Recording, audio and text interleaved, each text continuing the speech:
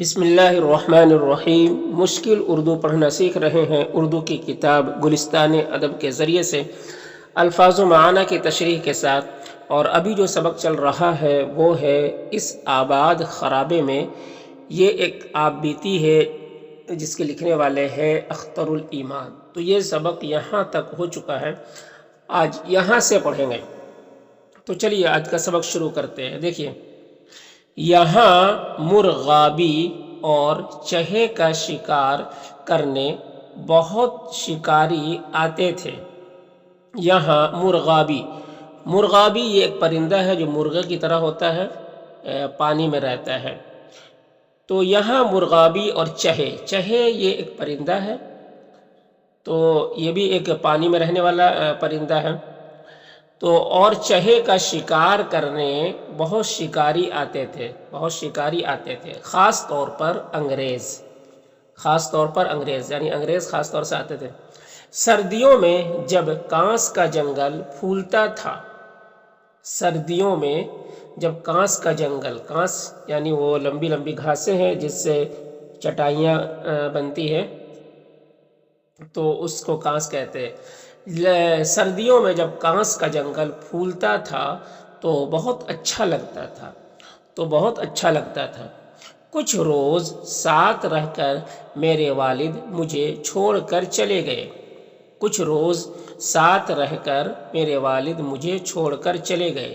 بعد میں پتہ چلا انہوں نے امامت کا پیشہ ترک کر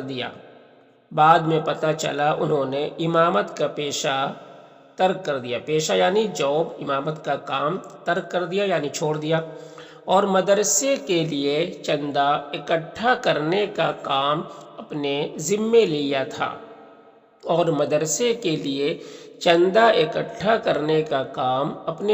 لیا تھا۔ مدرسے کے لیے چندہ وہ گاؤں گھوم کر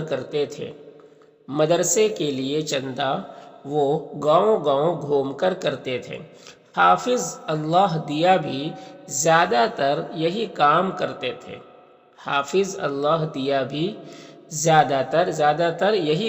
کرتے تھے، اور گرمیوں میں چندہ اکٹھا کرنے شملہ چلے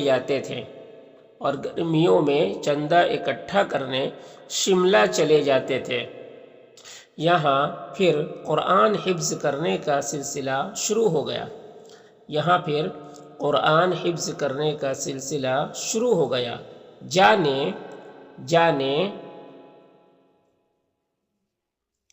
جانے سے پہلے ایک دن ابا نے مجھے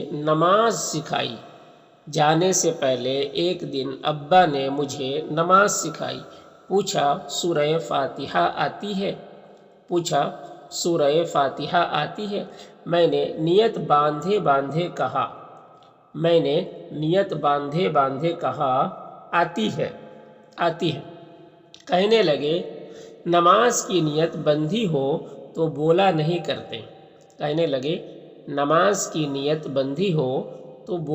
کرتے۔ میں نے نیت باندھے کہا اچھا۔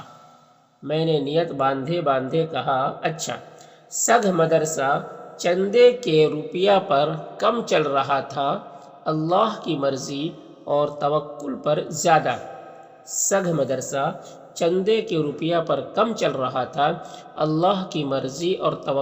زیادہ۔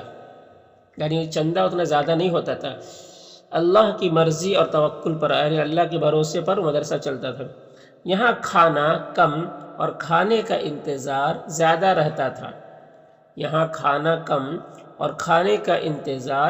رہتا تھا۔ راتوں کو افزائش رزق کے لیے چلہ کشی اور قرآن خوانی ہوتی۔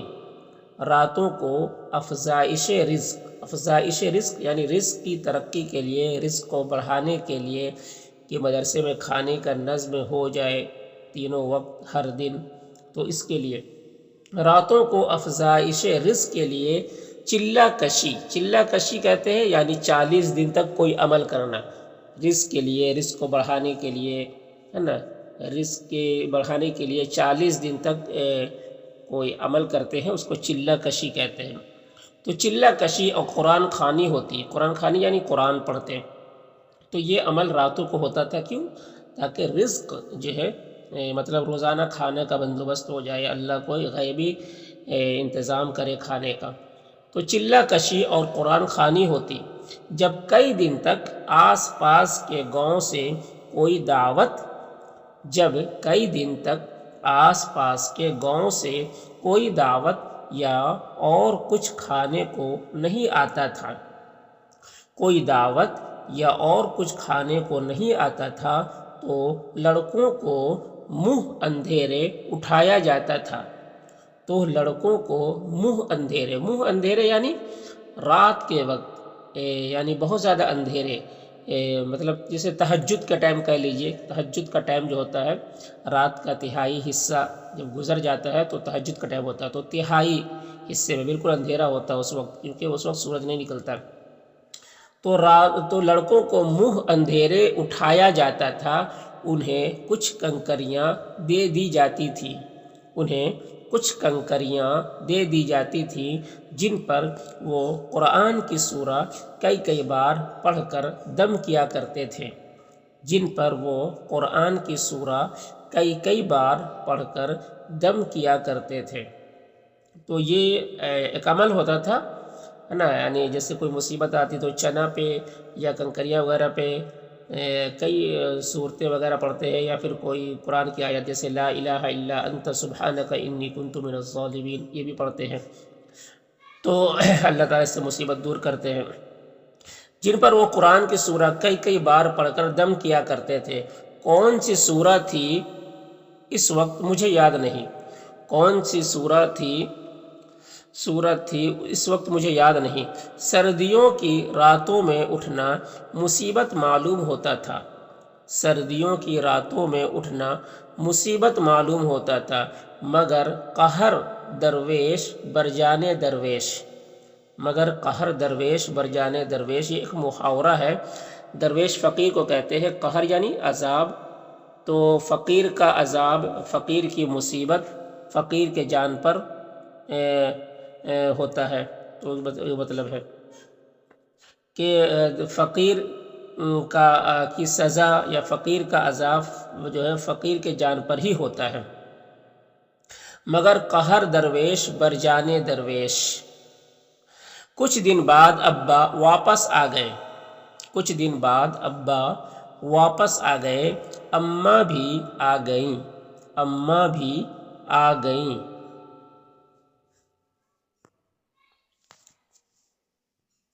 ایک رات اماں سوتے ایک دم ہڑبڑا کر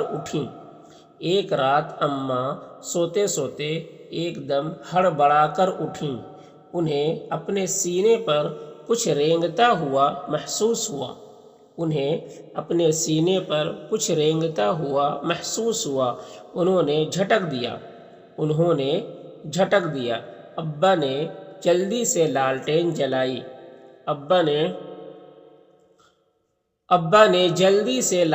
جلائی، دیکھا ایک چھوٹا سا سانپ ہے، ایک رات ہم چولہے کے پاس بیٹھے کھانا کھا رہے تھے، اچانک چولہے کی عقبہ دیوار سے ایک بہت بڑا سانپ نکلا،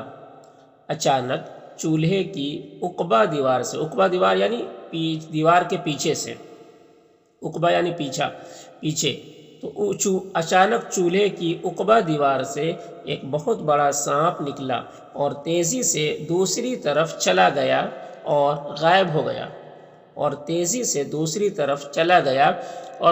گیا، اس کے علاوہ اور بھی کچھ یادیں ہیں، جن میں دو اہم یہ ہیں، اہم یعنی امپورٹنٹ یہ ہیں، ایک لالی کا سر اور دوسرے برسات کے کیڑے، لالی یہ نام ہے ایک بچی کا، تو ایک لالی کا سر اور دوسرے برسات کے کیڑے۔ سگھ مدرسہ میں دو بہن بھائی پڑھتے تھے، دو بہن بھائی پڑھتے تھے۔ لڑکے کا نام میرے ذہن میں نہیں، لڑکے کا نام میرے ذہن میں نہیں، لڑکی کا نام لالی تھا، لڑکی کا نام لالی تھا۔ وہ کسی بیرے یا بٹلر کے بچے تھے، وہ کسی بیرے کہتے ہیں ویٹر کو، ہے نا، جو کسی ہوٹل وغیرہ میں ویٹر ہو، جو نوکر ہو، اس کو کہتے ہیں بیرے۔ اب بٹلر کہتے ہیں جو کسی گھر میں گھر کا میں جو نوکر چاکر ہے، گھر میں جو نوکر چاکر ہوتے ہیں، اس نوکر چاکروں کا جو ہیڈ ہوتا ہے، جو مینیجر ہوتا ہے، اس کو بٹلر کہتے ہیں۔ تو وہ کسی بیرے یا بٹلر کے بچے تھے جو شملہ میں کام کرتا تھا، جو شملہ میں کام کرتا تھا۔ انہیں حافظ اللہ دیا لے آئے تھے، انہیں حافظ اللہ دیا لے آئے تھے۔ لالی بہت چھوٹی تھی، لالی بہت چھوٹی تھی، یہی کوئی 4-5 سال کی ہوگی، یہی کوئی 4-5 سال کی ہوگی۔ سب لڑکے اس سے بڑا لاڈ کرتے تھے، سب لڑکے اس سے بڑا لاڈ کرتے تھے، لاڈ یعنی پیار کرتے تھے۔ ایک روز سو کر اٹھے تو معلوم ہوا لالی غائب ہے، ایک روز سو کر اٹھے تو معلوم ہوا لالی غائب ہے۔ سب کو بڑا تعجب ہوا، سب کو بڑا تعجب ہوا، وہ کہاں جا سکتی ہے، وہ کہاں جا سکتی ہے؟ مدرسے میں ہر جگہ ڈھونڈا مگر نہیں ملی، مدرسے میں ہر جگہ ڈھونڈا مگر نہیں ملی۔ سب جنگل کی طرف دوڑے، سب جنگل کی طرف دوڑے، اسے پکارتے ہوئے کچھ لڑکے جنگل میں ایک طرف گئے، اسے پکارتے ہوئے کچھ لڑکے جنگل میں ایک طرف گئے، کچھ دوسری طرف آخر لالی مل گئی، کچھ دوسری طرف آخر لالی مل گئی۔ ایک بھٹ کے باہر کچھ خون، ایک بھٹ یعنی بھٹی، بھٹی جو ہوتی ہے اینٹے کی بھٹی، ایک بھٹی ہوتی ہے وہی۔ ایک بھٹ کے باہر کچھ خون، خون میں لت پت لالی کے کپڑے، خون میں لت پت لالی کے کپڑے، اور اس کی کھوپڑی پڑی تھی، اور اس کی کھوپڑی پڑی تھی۔ اسے لکڑ بگھا اٹھا لے گیا تھا، اسے لکڑ بگھا اٹھا لے گیا تھا۔ لکڑ بگھا یہ جانور ہے، جنگلی جانور ہے، تو اسے لکڑ بگھا اٹھا لے گیا تھا۔